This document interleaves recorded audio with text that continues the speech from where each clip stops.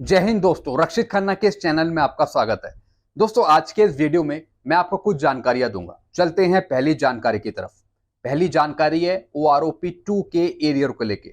जैसा आपको पता है, स्पर्श की तरफ से और बैंक की तरफ से OROP 2 की दूसरी किस्त दी गई पेंशनर को। लेकिन दोस्तों, पेंशनर अभी भी कंफ्यूज है। वो कह रहे हैं कि सर, हमें पहली इंस्टॉलमेंट हमें कुछ और मिली, दूसरी कुछ और मिली। अब ये भी नहीं पता कि तीसरी चौथी सेम आएगी या फिर अलग आएगी। दोस्तों, एक चीज मैंने आपको समझाई थी पहले कि अगर आपको अपनी इंस्टॉलमेंट पता करनी है तो उसके लिए आप टोटल एरियर निकाल लीजिए। पहले आप टोटल एरियर निकालिए, कितना आपका टोटल एरियर बन रहा है आपकी रैंक के अनुसार, आपकी क्वालिफाइंग सर्विस के अनुसार। उसके बाद जो आपको पहली इंस्टॉलमेंट मिली वो आप माइनस कर लीजिए। उसके बाद जो भी अमाउंट आएगा उसको आप डिवाइड कर दीजिए 3 से, तो बाकी की जो आपकी इंस्टॉलमेंट है वो निकल आएगी, यानी दूसरी तीसरी चौथी, और वो ही आपको मिलेगी आगे। तो ये है फॉर्मूला। दूसरी तो मिल गई आपको, तीसरी चौथी भी वो ही मिलेगी। तो इस तरीके से आप चेक कर सकते हैं इंस्टॉलमेंट। और जो भी आपको इंस्टॉलमेंट मिल रही है OROP 2 के एरियर की, वो आप मैच करेंगे अपने टोटल एरियर से। तो दोस्तों, इस तरीके से आप चेक कर सकते हैं। चलते हैं अगली इंफॉर्मेशन की तरफ। दोस्तों, एक पेंशनर है जिन्होंने लिखा रिकॉर्ड को कि मैं ACP MSCP के लिए एलिजिबल हूं, मुझे MSCP मिलनी चाहिए। और ये पेंशनर आए थे 2006 के बाद। ऐसे बहुत से पेंशनर हैं जो अभी भी छूट गए हैं, जिनको MSCP ACP मिलनी चाहिए थी और मिली नहीं। दोस्तों, इसके लिए आप अपने जिला सैनिक बोर्ड के थ्रू कार्यवाही करें। एक लेटर भिजवाइए पूरी मोहर के साथ, सील के साथ, जिला सैनिक बोर्ड से, और वो आप फॉरवर्ड कराइए रिकॉर्ड ऑफिस को। और लिखिए उसमें कि मैं 2006 के बाद आया हूं, मैं MSCP ACP के लिए एलिजिबल हूं, मेरी क्वालिफाइंग सर्विस 16 साल से ऊपर है अगर कोई सिपाही है या फिर नायक है। अगर कोई हवलदार है, उसकी क्वालिफाइंग सर्विस 24 साल से ऊपर है, तो फिर वो नायब सूबेदार की पेंशन के लिए एलिजिबल होगा। यानी अगर आप दायरे में आ रहे हैं MSCP के, तो आपको मिल जाएगी MSCP। इसके लिए आपको चिट्ठी लिखनी पड़ेगी, एक लेटर लिखना पड़ेगा रिकॉर्ड ऑफिस के नाम। उसके बाद PCDA, उसके बाद CDA, वो सब काम आपका कर देगा। एरियर भी मिल जाएगा आपको और एक नेक्स्ट रैंक की पेंशन भी मिल जाएगी। लेकिन लेकिन सबसे पहले आप पता लगाइए कि आप MSCP ACP लेने के लिए एलिजिबल हैं या नहीं है, आपको मिलनी चाहिए या फिर नहीं मिलनी चाहिए। दोस्तों, ऐसे बहुत से पेंशनर हैं जो अभी भी छूटे हुए हैं, जैसा मैंने आपको बताया।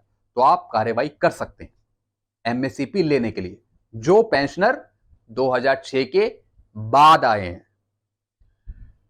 तो दोस्तों, ऐसे ये पेंशनर थे जिन्होंने लिखा रिकॉर्ड को कि मुझे भी MSCP दीजिए, जिसके बेस पर रिकॉर्ड ने CPPC को बताया कि भैया PPO के आधार पर, यानी जो CDA PCDA ने PPO बनाया MSCP का, उसके आधार पर आप पेंशनर को पेंशन दीजिए बढ़ी हुई MSCP के आधार पे, और एरियर भी दीजिए। तो इस तरीके से रिकॉर्ड ये काम कर सकता है। चलते हैं अगली इंफॉर्मेशन की तरफ। दोस्तों, एक पेंशनर है जिन्होंने एक ग्रीवांस डाला, शिकायत डाला CPPC को, बैंक को। क्यों? क्योंकि इनकी पेंशन काटी जा रही थी। क्यों काटी जा रही थी? क्योंकि बैंक में, CPPC में, ब्रांच में इनका पैन कार्ड नंबर अपडेट नहीं था। जैसा आपको पता है, इस वर्ष भी आपकी पेंशन काटता है। क्यों काटता है?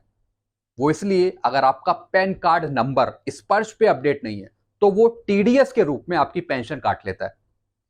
तो दोस्तों, ये काम अब बैंक भी करने लगा है।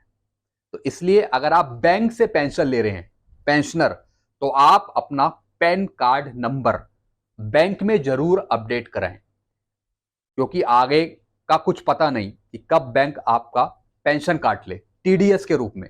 तो यही पेंशनर के साथ हुआ है। इसमें लिखा भी है, your PAN card was not updated in your account due to which TDS was deducted of your pension amount and same has been updated in July. यानी हम आपकी पेंशन इसलिए काट रहे हैं क्योंकि आपका पैन कार्ड नंबर अपडेट नहीं है।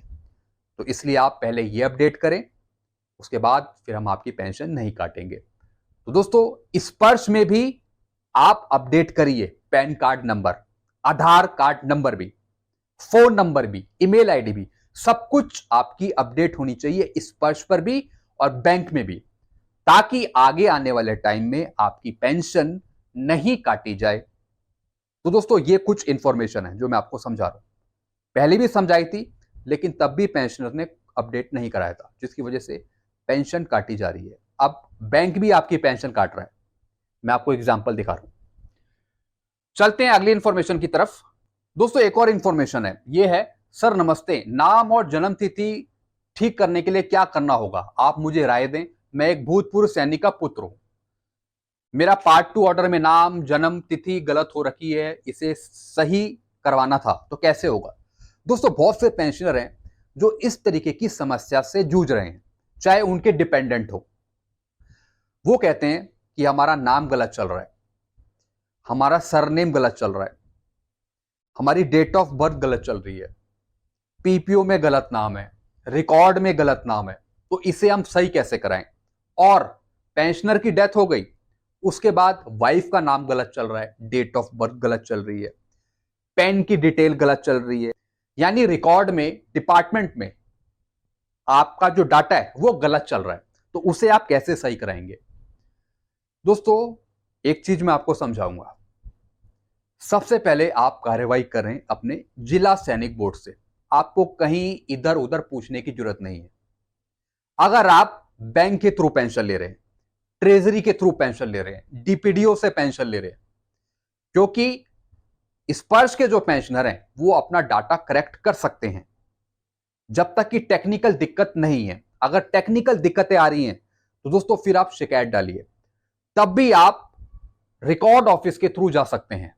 अगर बहुत परेशानी आ रही है आपको स्पर्श पे, आप कुछ सही नहीं कर पा रहे, कुछ समझ ही नहीं आ रहा, या तो आप नजदीकी स्पर्श का सर्विस सेंटर वहां पे भी जा सकते हैं, या फिर आप रिकॉर्ड को एक चिट्ठी लिख सकते हैं कि भैया मैं स्पर्श पे लॉगिन कर रहा हूं, मैं कुछ नहीं कर पा रहा, ना उसमें एडिट कर पा रहा हूं, ना डॉक्यूमेंट अपलोड कर पा रहा हूं, कुछ भी नहीं कर पा रहा हूं मैं। दोस्तों रिकॉर्ड इसमें कुछ ना कुछ आपकी हेल्प कर सकेगा।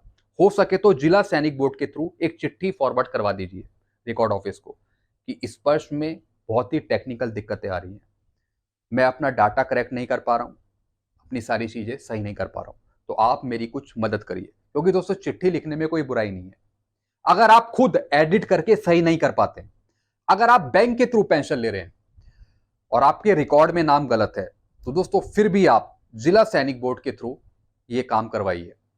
सारे डॉक्यूमेंट जिला सैनिक बोर्ड ले जाइए, उनसे पूछिए कि हमारा ये चीज गलत चल रही है, रिकॉर्ड में ये नाम गलत चल रहा है, डेट ऑफ बर्थ गलत है। वो आपको सलाह देंगे। उसके बेस पर जो भी आगे का काम है, जैसे लेटर भेजना, डॉक्यूमेंट भेजना रिकॉर्ड को, उसके बाद वो पीछे से सही होंगे। तो इस तरीके से आप ये काम करवा सकते हैं, रिकॉर्ड के थ्रू या फिर जिला सैनिक बोर्ड के थ्रू आप चले जाइए। ऐसे बहुत से पेंशनर ने अपनी जन्म तिथि, अपने नेम ठीक करवाए हैं, और जो स्पर्श के थ्रू पेंशन ले रहे हैं उन पेंशनर ने या तो खुद एडिट करके सही कर दिया है और डॉक्यूमेंट अपलोड कर दिए, उनकी भी चीजें ठीक हो गई हैं। लेकिन अगर कुछ पेंशनर को दिक्कत आ रही है, जो चलाना नहीं जानते किसी भी तरीके से, तो वो स्पर्श सर्विस सेंटर के थ्रू या फिर साइबर कैफे के थ्रू या फिर रिकॉर्ड के थ्रू भी जा सकते हैं, जिला सैनिक बोर्ड के थ्रू। टाइम लगेगा लेकिन आपका काम हो सकता है। चलते हैं दोस्तों अगली इंफॉर्मेशन की तरफ। दोस्तों नेवी या फिर नवपन पीपीओ इशू कर रहा है पेंशनर के लिए, नेवल पेंशनर के लिए ई पीपीओ। आप साइट पे जाके सेलेक्ट कैटेगरी करके, सर्विस नंबर डाल के और डेट ऑफ बर्थ डाल के आप अपना ई पीपीओ डाउनलोड कर सकते हैं। जो 2016 से पहले आए हैं उनको ई पीपीओ मिल जाएगा, जिसमें उनकी पेंशन और नोशनल फिक्सेशन दिया हुआ होगा। तो ये भी आप काम कर सकते हैं। तो दोस्तों इस साइट के लिंक को मैं अपने डिस्क्रिप्शन बॉक्स में डाल दूंगा, तो डायरेक्टली आप इस पेज पे आ जाएंगे। तो दोस्तों ये उनके लिए हैं जो नेवल पेंशनर हैं, नेवी के पेंशनर हैं, वो अपना पीपीओ डाउनलोड कर सकते हैं। तो दोस्तों ये चीजें मैंने आपको समझाई। वीडियो आपको अच्छा लगता है वीडियो को लाइक करें और दोस्तों चैनल को सब्सक्राइब कर सकते हैं। Thank you so much.